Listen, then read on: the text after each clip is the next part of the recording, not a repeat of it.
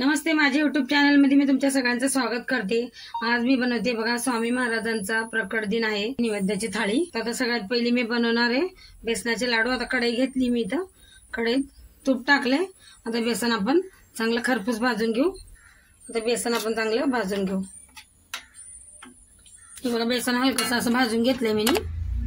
आता याच्यामध्ये इथं बघा मी काजूची पावडर करून घेतली आहे, ते पण टाकते। आता हे पण आपल्याला चांगलं खरपूस भाजून घ्यायचे, मिक्स करून चांगलं। हे बघा बेसन एकदम असं मस्त भाजून घेतलंय मी। आता याच्यात मी 1 चमच पेटी साखर टाकणार आहे, कारण की नंतर पण आपल्याला साखर टाकायची आहे। आता हे पण आपण मिक्स करून घेऊ आणि अजून थोड्या वेळाला भाजून घेऊ आपण। हे बघा बेसन पण चांगलं भाजून घेतलंय मी।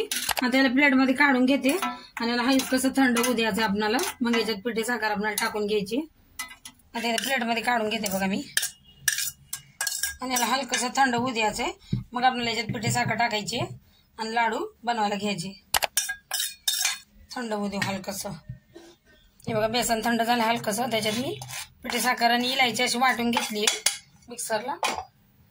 तुम्हाला गोड किती लागतं तसं घ्या साखर। आता मिक्स करून घेऊ आपण चांगलं। हे बघा सगळं मिक्स करून घेतलंय मी याला, साखर बिगर टाकून असं। आता इथं मी थोडेसे पिस्ते घेतले टाकायचे आणि मिक्स करून आपल्याला लाडू वळून घ्यायचे, चांगले लहान मोठे जसं आपल्याला आवडतील तसं। हे बघा याच्यात सगळं मिक्स केले मी आता, आणि 1 चम्मच असं तूप टाकून घेतलंय। आता याच्या आपण लाडू वळायला घेऊया।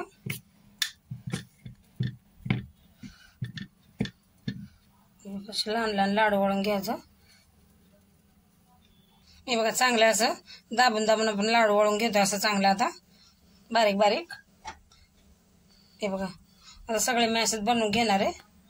हे बघा इथं असे मस्त बेसनाचे लाडू बनवून घेतलेत मी 8-9। आता इथं बघा मी डाळ बी शिजवून घेतली आहे, आपली डाळ पण तयार आहे। हळद मीठ टाकून शिजवून घेतलंय मी।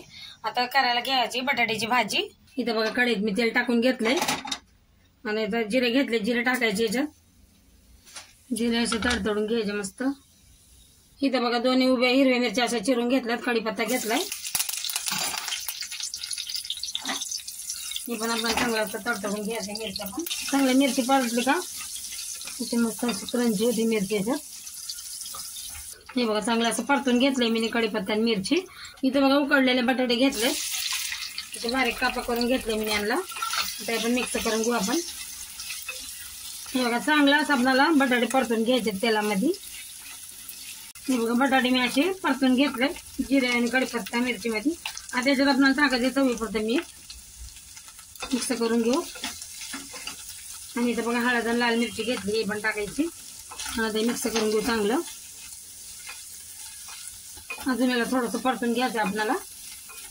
हे बघा बटाटे पण मी असे चम्मचने असं कुच करून घेतलेत। आता याच्यात बारीक चिरलेली कोथिंबीर टाकूया आणि मिक्स करून घ्यायचंय। आता हे काढून घेऊ। हे बघा आता इथं भात मी बनवून घेते। तांदूळ असे चांगले स्वच्छ धुवून मीठ टाकून आता आपल्याला भात शिजवून घ्यायचा आहे। चला आता भात झालाय, आता मी चपात्या करून घेते। बघा पीठ मळून ठेवले मी, आता हलकसं असं मळून घेते। आता चपात्या करायला घेऊ। आता पीठ लावून असं लाटून घेते, तेल लावून घ्यायचं।